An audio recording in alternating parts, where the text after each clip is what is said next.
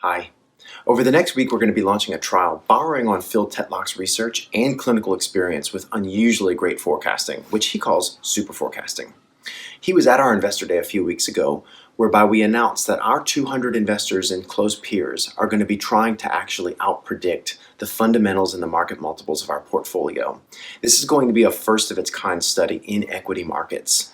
And as we prepare for this trial to launch, we thought we'd share a few bits of our conversation with Phil, this one focusing specifically on super forecasting in the midst of uncertainty. If super forecasting is right, and super teams have an ability to outperform experts, then why is the stock market not always right? Well, of course, super forecasters, super forecasting teams are often wrong. They're often on the wrong side of the maybe. Yeah. That would be the first observation. And the second would be, even if the stock market were efficient and we're analyzing all the available information optimally, constantly, it still could be wrong because we live in a stochastic world. Yeah. and the perfect information processor could still have imperfect accuracy just given the structure of the world. If you believe, with Einstein's critics, that God does play dice with the cosmos. I thought that was really interesting, the slide you showed on 400 days versus 150 days, because in the market, really the ability to very early predict the accurate outcome is what drives, I would say, 2/3, 3/4 of your performance. When you study your super forecasters, did they all have that ability to forecast early, or were certain subsets better at early stage forecasting? There's definitely quite a bit of variance among super forecasters, and the data that I was showing there were based on aggregate data. So that was an aggregate of the most recent forecasts of the best within the time constraints. The up-to-date forecasts of the best forecasters aggregated as a function of cognitive diversity, which means giving more weight when people who normally disagree agree.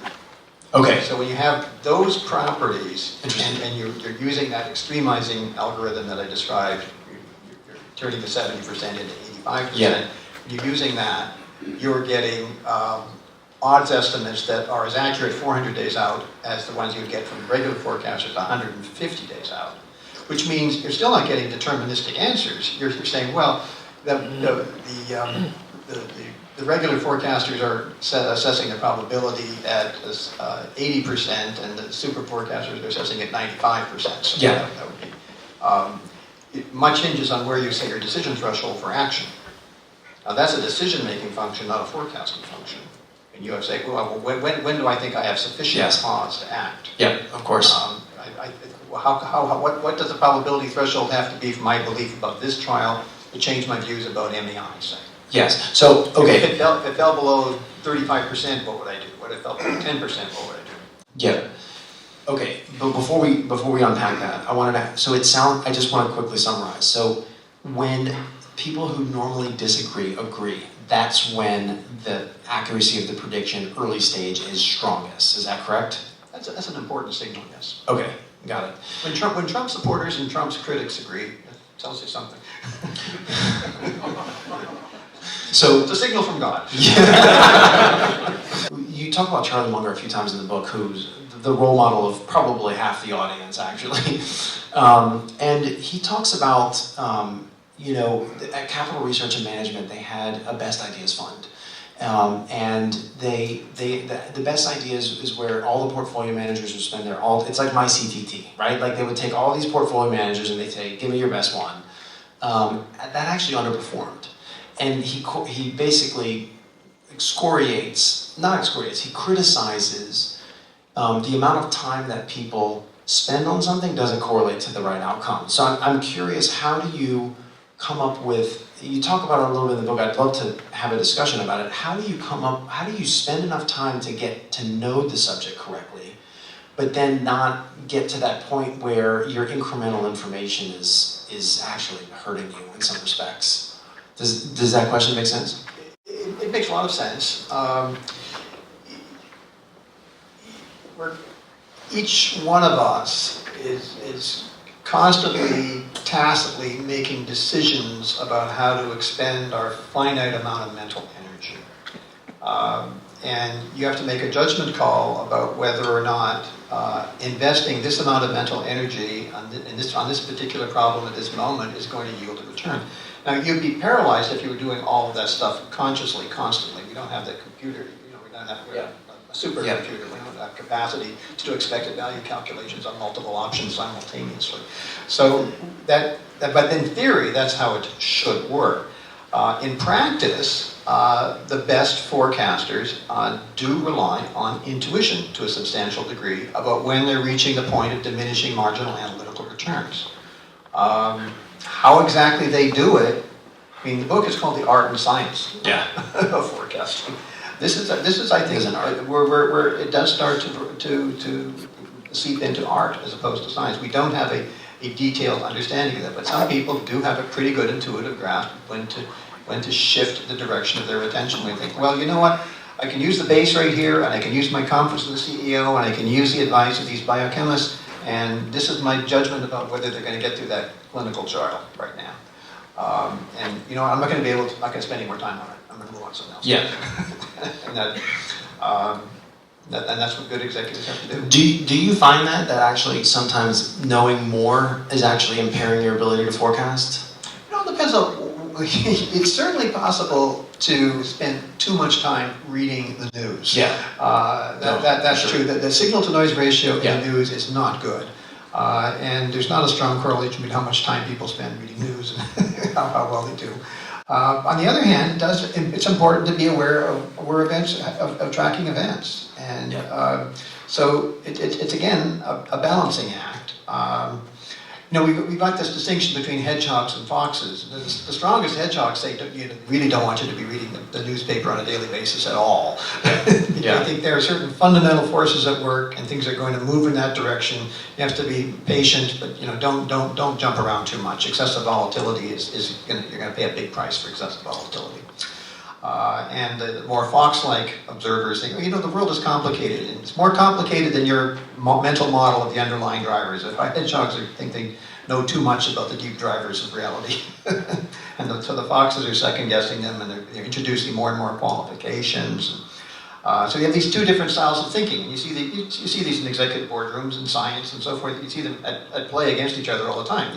The hedgehogs pride themselves on their parsimony and their rigor and their decisiveness. And the foxes kind of roll their eyes and say kind of dogmatic twits.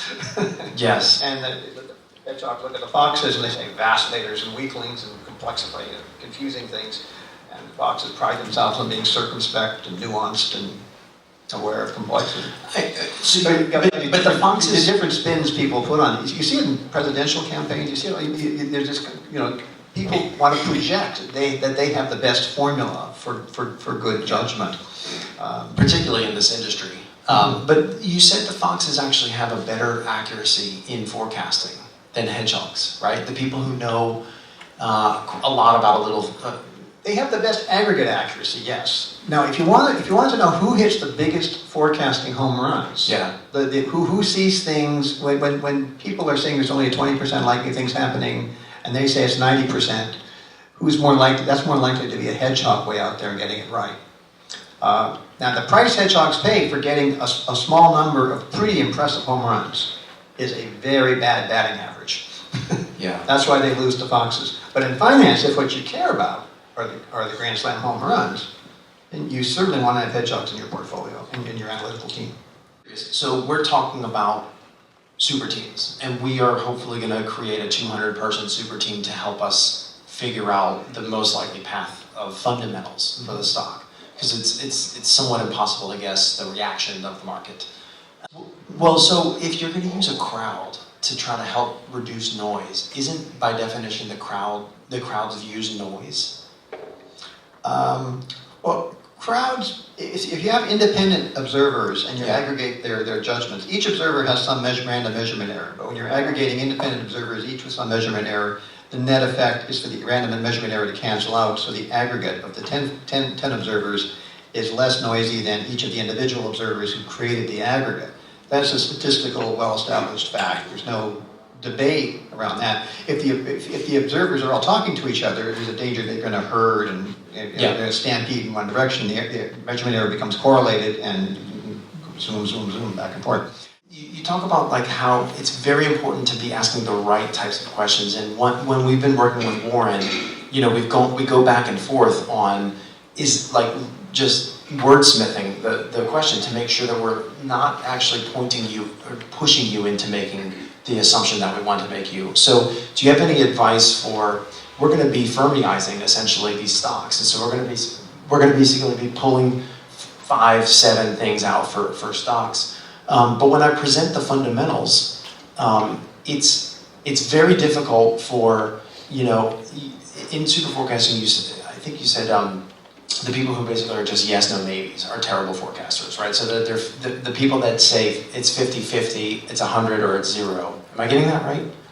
The people who have only a 3-dial meter, 3-dial meter, 3 dials for exactly. measuring uncertainty, yes, no, maybe, Yeah.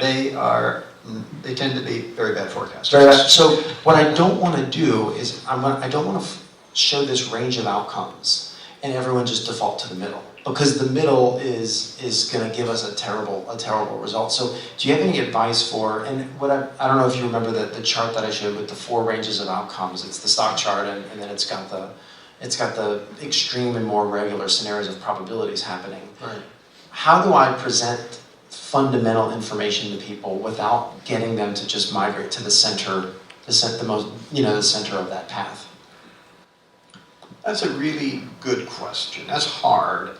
We're working on that in a new IARPA tournament. I don't like binary questions. I don't like yes, no questions. I don't like yes, maybe, no questions. I prefer questions that do measure probability distributions and more or less continuously.